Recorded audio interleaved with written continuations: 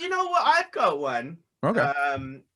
It was in. I did a show in South Korea, and there was a heckler all the way through, and not like you'd just in the set, like you'd set up a joke with like a point, and he'd be like, "Okay, well, let's try and count them," like. And like he didn't have the side of the crowd. It was like a really good show, and this one guy that just, not adding to it, just trying to pick at it. And then so I was I'd been drinking Crown Royal too. Like I couldn't believe they had Crown Royal. So Canadian. Yeah. Wow. So I'm drinking Crown Royal. Yeah.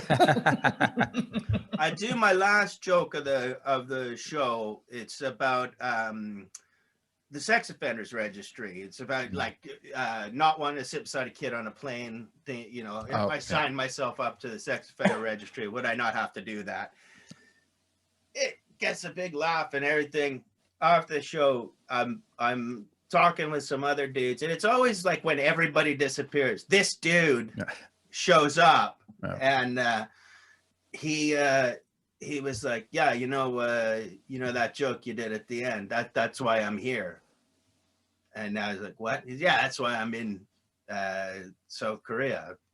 Saying, and he could have been kidding that he was on the sex offenders registry, but there was no. It's not funny enough. It's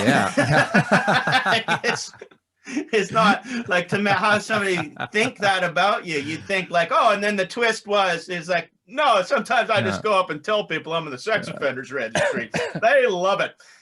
And it was just I hated him fully. I'd been drinking Crown Royal, and he told me that about himself. And then I woke up the next day, and I was like, I didn't punch that guy. There was no excuse. I had the fight juice. My fight juice was filled right up to the brim. I could have cleaned my windscreen with fight juice.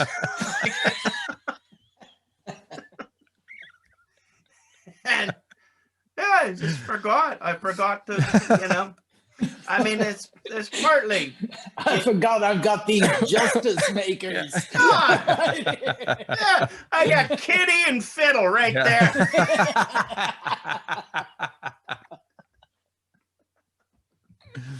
All right. So I would say, okay, so that sex offender thing, you say like it's not funny enough to be a joke, but I mean, if he proved anything that night, it's that nothing that he fucking says is funny. So that sounds like the kind of guy that would come up and be like, yeah, I totally sex offend you and me, right? Big guy, we're in on this together, and not mean it.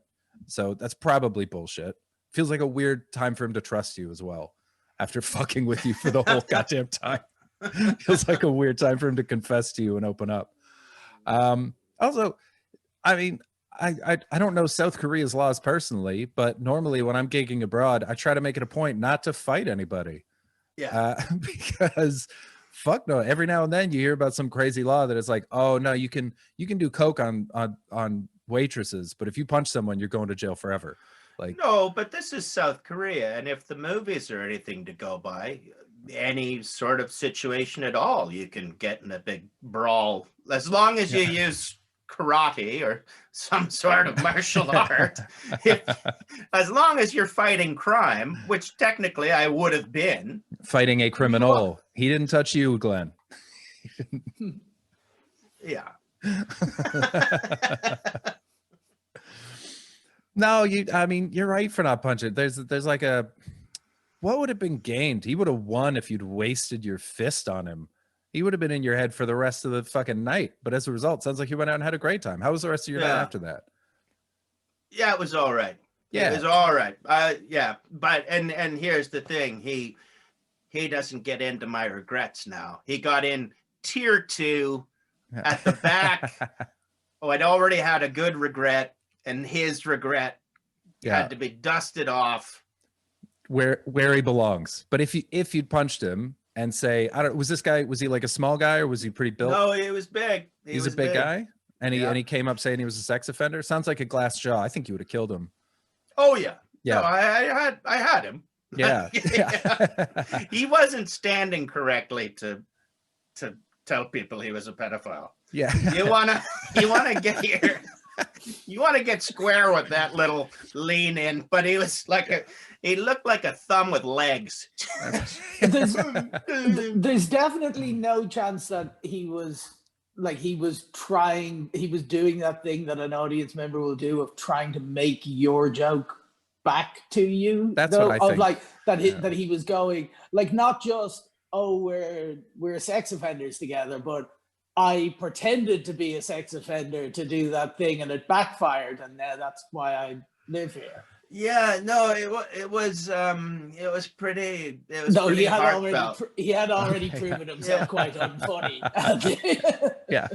Yeah, I would lose a lot of money if I had to bet on it, and it turned out no, he was not. Okay, well then, how about this? If you'd punched him, sort of technically unprovoked, he'd said a weird thing, but not like necessarily punchable, then you would have made a sex offender a victim, and that is unforgivable. He would have been able to go around and complain to people, and then they would have had to feel bad for a pedophile. Is that the kind of world you want to create with your fists? You're right. You're right. That's true. There you go. Yeah. I mean, I'm still surprised that as far as regrets go, that still beat out your first marriage. So.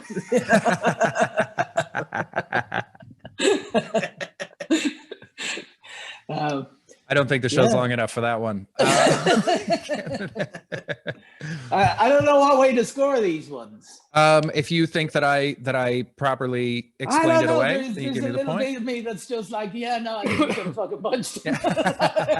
You got to be impartial, Paul. I think that's a reasonable regret to have. That was a lot of punchable activity from him. Yeah. I wish I'd punched him before he got his story out. Yeah. Just walked up to me, crack. Shut up. Shut up and shows. Now, where's that head knight that couldn't shut the yaps? Boom, boom, boom. Yeah, I mean, that's even the thing, because he gave you a proper one. Like, yeah. Oh, I don't know. It's up to you, Paul. You're the judge. It's hard to know. But you know what it is? I don't want to give Betts the point for being the bigger man. I'm not. I just don't want to give a pedophile a reason to complain. That's all. Yeah, all right. Yeah, all right. You can have it then. All right.